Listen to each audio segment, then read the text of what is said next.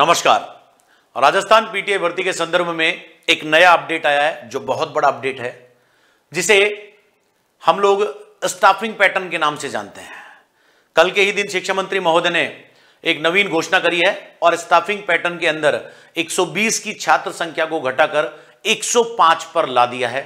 अब प्रश्न यह उठता है कि नवीन भर्ती और आने वाली भर्ती में क्या इन पदों का कोई रिलेशन है? स्पष्ट तौर पर तीन चीजें हमें क्लियर करनी होंगी। देखिए साथियों, बहुत से विद्यार्थियों के लगातार लंबे समय से मैसेजेस आ रहे थे और चूंकि कार्य व्यस्तता की वजह से आप सभी को पता है कि अभी राजस्थान पीटीआई की भर्ती आई हुई है और हम लोग ऑफलाइन बैचेज में विस्तृत तरीके से राजस्थान के एक सबसे बड़े नाम ब्रांड के साथ काम कर रहे हैं, इसलिए सांस लेने की भी फुर्सत नहीं मिल रही। इस वजह से कुछ दिनों से YouTube से आपसे कट ऑफ था, लेकिन अब आने वाले दिनों में आपको YouTube पर हम लगातार अपडेट देते रहेंगे। तो पहली बड़ी चीज आप ये समझिएगा, पहला प्रश्न जो विद्यार्थियों के सामने है उस प्रश्न को आप इस प्रकार से समझिएगा, क्योंकि विद्यार्थियों के सामने एक दायरा आया हुआ है। वो ये कह रहे हैं कि साहब ये जो संस्कृत शिक्षा की पोस्टें हैं, ये संस्कृत शिक्षा के पद जो 62 पद आज से 8 महीने पहले डिक्लेयर हो गए थे, क्या वो इसी भर्ती में शामिल होंगे? तो देखिए इसके ऊपर भी अभी क्वेश्चन मार्क लगा हुआ है। स्पष्ट तौर पर आप समझ लीजिएगा, इसके ऊपर भी अभी क्वेश्चन मार्क लगा हुआ है। ये डिसाइड सरकार नहीं कर पाई है अभी तक टिल डेट। आज की डेट की आपको स्थिति बता रहा हूं कि आज की डेट में सरकार ये डिसाइड नहीं कर पाई है कि हमें भर्ती पैटर्न के अंदर किस प्रकार की पद्धति को अपनाना है। लेकिन एक चीज हो सकती है कि एक शब्द आता है जिसको हम कहते हैं काउंसलिंग।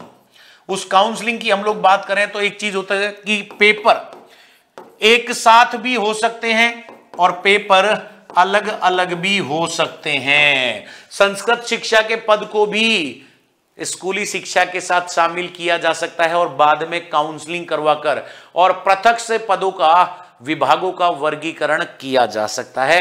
तो पहली जो बात है जिसको हम विद्यार्थियों के सामने सबसे ज्यादा रखना चाह रहे थे, वो आपके सामने हमने स्पष्ट तौर पर यहां पर रख दी है। दूसरी बात यहां समझने का प्रयास कीजिएगा, यदि स्पष्ट तौर पर हम लोग इसकी बात करें तो दूसरी भर्ती फर्स्ट ग्रेड के अंदर सामान्य शिक्षा या शिक्षा विभाग के अंदर आई हुई है और ये कुल 112 पद हैं। सेकंड ग्रेड के अंदर कुल मिलाकर 461 पद हैं और थर्ड ग्रेड के अंदर भी आमतौर पर सामान्य तौर पर 461 पद हैं। ये सारे पद चूंकि एक भर्ती अपने आप में सबसे अलग है, जिसकी योग्यता ही अलग है, जिसका नाम है एमपीएड। तो इस भर्ती को तो आप अलग से निकाल कर रख दीजिए, इसका तो पेपर भी अलग से होगा। ऐसा नहीं होगा कि तीनों भर्तियों के लिए एमपीएड वाला भी बैठ जाए और थर्ड ग्रेड के लिए भी वो भरे, नहीं।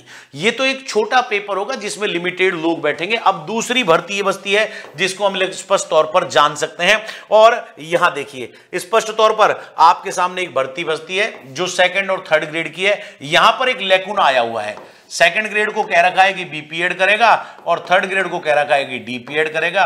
ये लेकुना अभी तक सॉल्व नहीं हुआ है। जैसे ही ये लेकुना सॉल्व हो जाएगा तो तीसरा प्रश्न विद्यार्थियों का जो सबसे ज्यादा आ रहा है ना, वो आ रहा है कि भर्ती कब निकलेगी।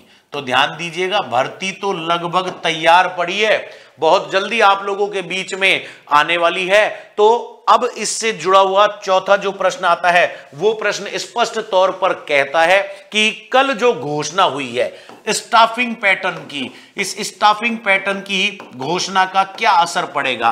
तो देखिए ये भी अभी सुनिश्चित नहीं है, इसके ऊपर भी क्वेश्चन मार्क लगा हुआ है। स्पष्ट तौर पर आप ये समझ लीजिएगा, यदि छात्र संख्या अनुपात को 120 से घटाकर 105 किया है तो जो भी 2000 प्लस पद निकले हैं, एग्जैक्ट संख्या हम लोग नहीं जाएंगे, लेकिन 2000 प्लस से ज्यादा पद हैं, वो 2000 प्लस पद जो है बजट घोषणा में शामिल किए जाएंगे या वित्त विभाग की घोषणा में शामिल किए जाएंगे। कुल मिलाकर हमने आपके सामने एक इस तथ्य को रखा जिसको समझने का प्रयास कीजिएगा। आने वाले दिनों में इन्हीं चीजों को हम लोग क्लियर करते चलेंगे। कुछ सेशंस भी आप लोगों के पास लाइव इंटरेक्टिव हम लोग रखेंगे।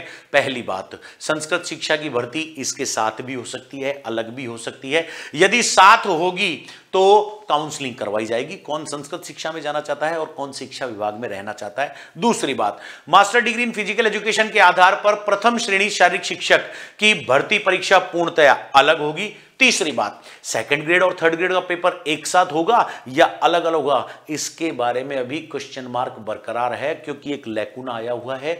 सेकंड ग्रेड के लिए बीपीएड की एसेंशियलिटी कर रखी है और थर्ड ग्रेड के लिए डीपीएड की एसेंशियलिटी कर रखी है। यदि यह विद्यमान रहता है तो भारी संकट आने वाला है, लेकिन इसमें पॉसिबिलिटीज कम है। इसलिए कम है क्योंकि सामान्य तरह पर लोग कह रहे हैं कि सब जो सामान्य शिक्षा में L1 L2 के पद हैं, देखिए वो L1 L2 के पद प्रारंभिक शिक्षा में ही स्कूलों का वर्गीकरण दो प्रकार से है। एक पहली से पांचवी तक की, जिसको प्राथमिक विद्यालय कहते हैं, दूसरी छठी से आठवीं तक की, जिसमें पहली से आठवीं भी शामिल हो जाती है, जिसको उच्च प्राथमिक विद्यालय कहते हैं। हमारे यहां राजस्थान में प्रारंभिक शिक्षा में शारीरिक शिक्षक का पद होता ही नहीं है, सरकार ने सर्जित ही नहीं कर रखा। हम लोग सीधे जाते हैं उच्च प्राथमिक विद्यालयों में, इसलिए L1 L2 का क्राइटेरिया हमारे ऊपर नहीं लगेगा। तो मैं आशान्वित हूं कि शायद कुछ दिनों के अंदर इनका अच्छे से जवाब आपको दे पाऊं, और आने वाले दिनों में जो YouTube के माध्यम से आपसे दूर हो गया था, उस दूरी को भी हम लोग जल्द से मिटा देंगे। आपके लिए बहुत सारे नवीन सेशन लेकर आएंगे। धन्यवाद, नमस्कार, जय हिंद, जय भारत।